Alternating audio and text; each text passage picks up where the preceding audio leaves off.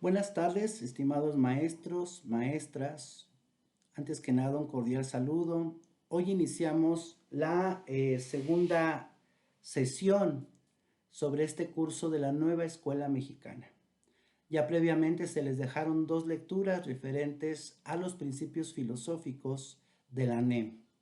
En este caso estamos hablando de principio humanista como eje fundamental. Cabe mencionar que no podemos dejar de lado el humanismo y la pedagogía.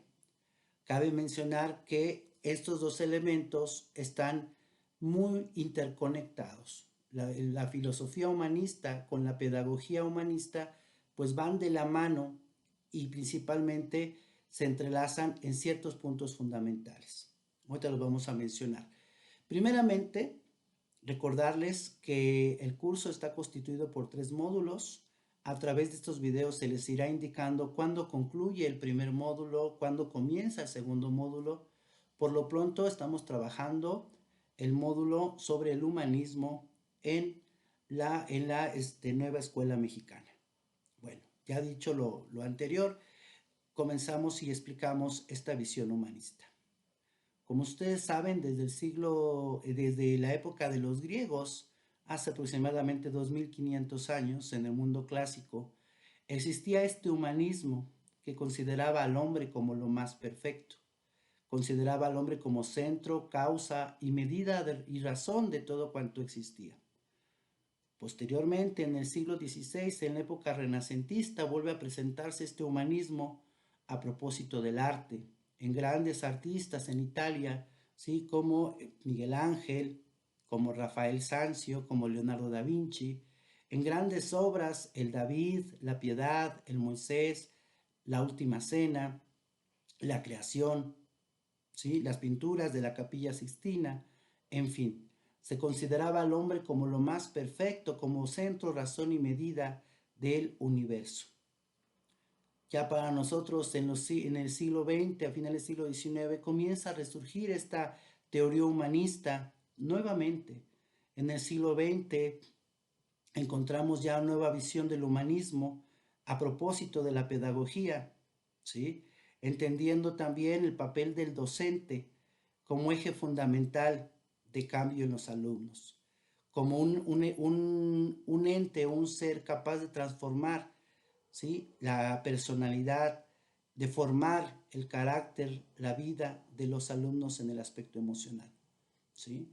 Entonces, en el siglo XXI, ¿qué sucede en el siglo XXI? Tuvimos dos lecturas muy buenas que nos hablan sobre el humanismo del siglo XXI.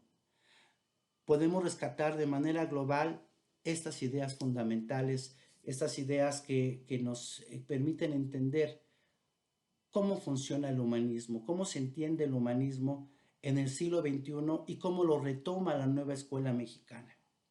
En primer lugar, hablamos de un texto titulado La persona como eje fundamental del paradigma humanista.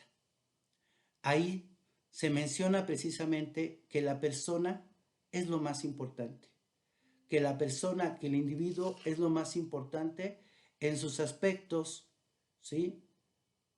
Psicológicos, emocionales, sociales, familiares, es decir, el hombre, el ser humano en toda su integridad, es lo más importante.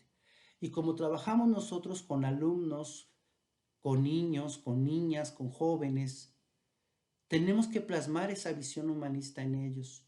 Tenemos que entender que ellos son personas íntegras, son personas en toda su dimensión y como tal tienen una dignidad. Y nosotros como docentes tenemos que respetar esa dignidad.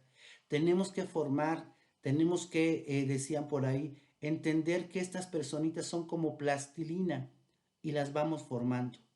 Por eso es trascendental el papel del docente como agente de cambio, el papel del maestro como transformador de vidas, ¿sí?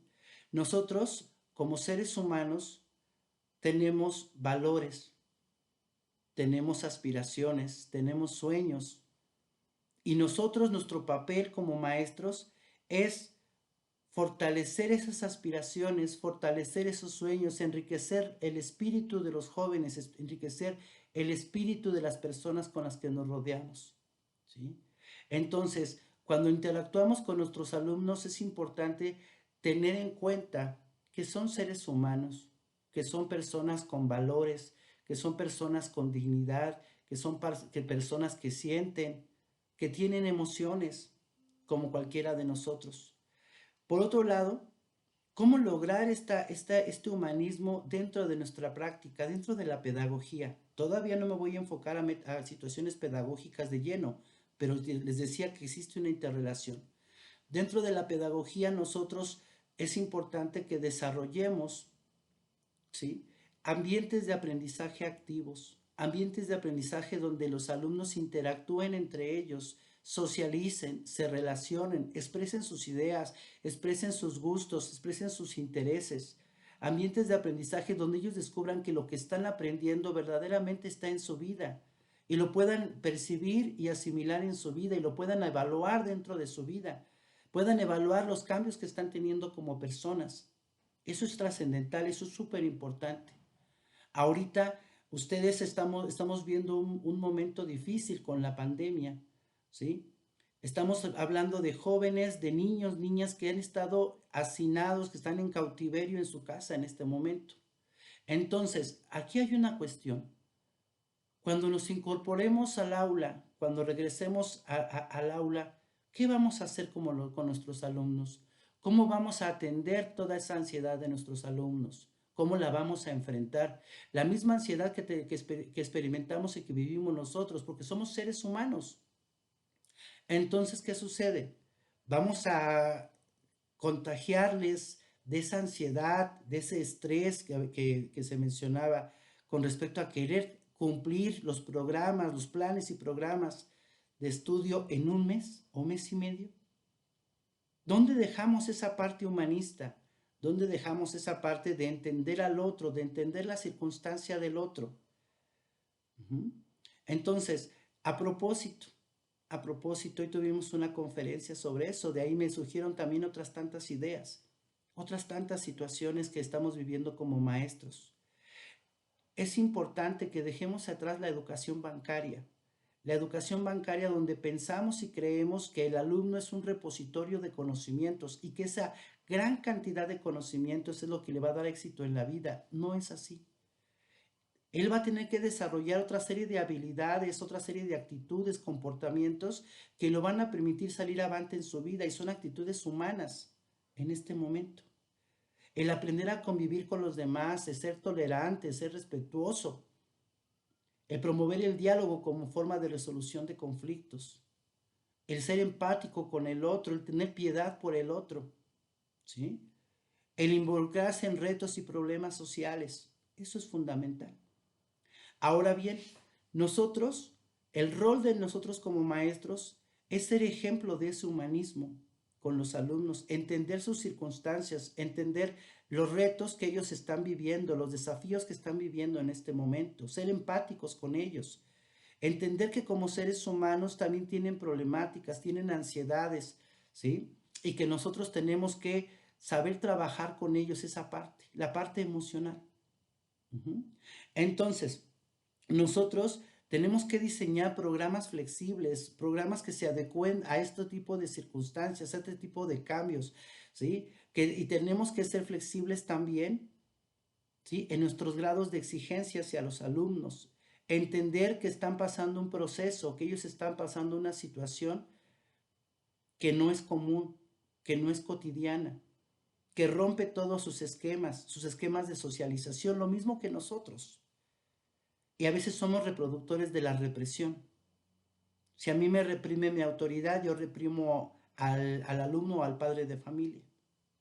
Eso es bastante interesante, eso es un punto que se los dejo como reflexión.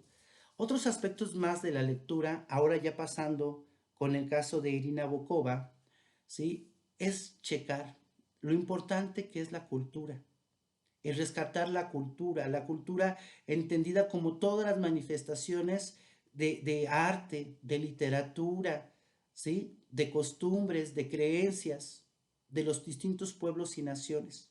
La cultura como medio de dignificar a la persona, de reconocer a la persona. La cultura como un medio para reconocer y poder entender el corazón, la mente humana, la sensibilidad humana, ¿sí? La cultura, según Irina Bokova, ¿sí?, plantea este nuevo humanismo, donde debe existir una equidad de género, una igualdad de derechos y de oportunidades, tanto hombres como mujeres, un mejor entendimiento de la persona y de su identidad. Entender la cultura no de manera heterogénea, perdón, no de manera homogénea, no entender la cultura de global, total, universal, no. Entender la cultura de manera individual, las culturas de los distintos pueblos y naciones, porque es ahí donde se encuentra la riqueza, que es la diversidad de ideas, la diversidad de pensamientos, ¿sí?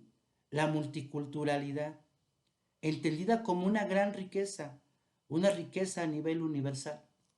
Nosotros entonces podemos dejar que al poder apreciar, al poder valorar la cultura, nos estamos reconociendo como seres humanos, nos estamos reconociendo como seres íntegros, como seres espirituales, como seres creadores.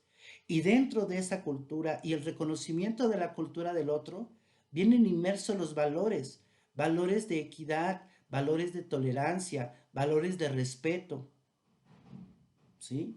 Del diálogo, del acuerdo. Entonces, chequen ustedes, maestros, ¿qué podemos sacar como conclusión de esta visión humanista? Para cerrar ya esta primera parte del humanismo, porque seguimos trabajando con humanismo, ahora más adelante con el artículo 3º constitucional. Para cerrar esta parte del humanismo, podemos concluir varios aspectos. Primero, que el nuevo humanismo del siglo XXI señala a la persona como como lo más perfecto, como lo más importante. Reconoce la dignidad de la persona, reconoce la formación integral de la persona, ¿sí? Reconoce que en la cultura está el entender el corazón y el espíritu de la persona, ¿sí? Nos damos cuenta entonces que la labor del docente es crear situaciones, es crear escenarios, es crear ambientes donde el alumno pueda manifestar esa humanidad. Que la labor del docente es entender la humanidad del alumno y entenderse a sí mismo como ser humano dentro de esta complejidad. Entonces, maestros, espero que esta reflexión en esta segunda sesión haya sido de gran importancia para ustedes. Tenemos un gran reto en este momento, porque vamos a recibir a nuestros alumnos muy pronto. En menos de un mes vamos a recibir ya a nuestros alumnos primeramente. Pero ¿qué sucede? ¿Cómo los vamos a recibir? ¿Cuál va a ser el mensaje que les vamos a dar en nuestro primer encuentro con ellos? ¿Sí? ¿Cuál va a ser nuestra prioridad? ¿Generar repositorios de conocimientos o en estos momentos trabajar su espiritualidad? Trabajar lo que ellos requieren, lo que ellos necesitan en este momento, ¿sí? Que es ser reconocidos, interactuar, relacionarse con sus compañeros después de un periodo tan largo de hacinamiento. Entonces, maestros, cierro esta segunda sesión, recordándoles que somos agentes de cambio, y que nuestra tarea fundamental es formar personas íntegras, personas que se sepan dirigir en la sociedad apegados a principios y valores y que puedan resolver problemáticas bajo los principios del diálogo y la tolerancia. Maestros, quedo con ustedes, les mando un abrazo virtual y nos vemos en la tercera cápsula, la tercera sesión que vamos a ver sobre el humanismo. Todavía no concluimos módulo, nos falta ver otras 2 lecturas sobre este tema. Excelente tarde, un abrazo para todos.